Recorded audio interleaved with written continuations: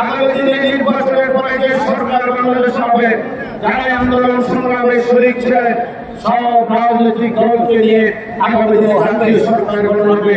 কিন্তু এককভাবে রাষ্ট্রীয় ক্ষমতা রাষ্ট্রীয় ক্ষমতা যাবে না। জাতীয় সরকারের মাধ্যমে এই লুটেরাদের বিচার করতে হবে, নাহলে লুটেরাদের বিচার হবে না।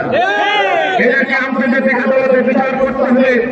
যাদেরকে হত্যা করেছে আমরা যদি রাষ্ট্রীয় ক্ষমতা আসি, জাতীয় সরকার গঠিত হয়, আমরা একটি কমিশন বা একটি মন্ত্রণালয় গঠন করে যারা এই 17 বছরে শহীদ হয়েছেন, আহত হয়েছেন, বন্ধ হয়েছেন,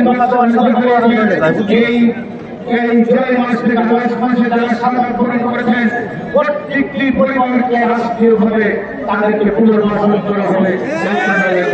অনেক পরিবার বিদেশ থেকে এসে আমার সাথে দেখা করতে পারে নাই, ঢাকায় থাকে বলে আমার বিদেশ চলে গেছে।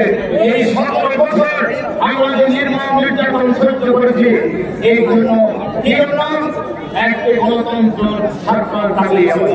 আমরা চাই ন্যায্যভাবে নিরাপত্তাভাবে নির্দলীয় নিরাপত্তা সরকারের অধীনে আমার ভোট আমি দেব, যাকে খুশি তাকে দেব।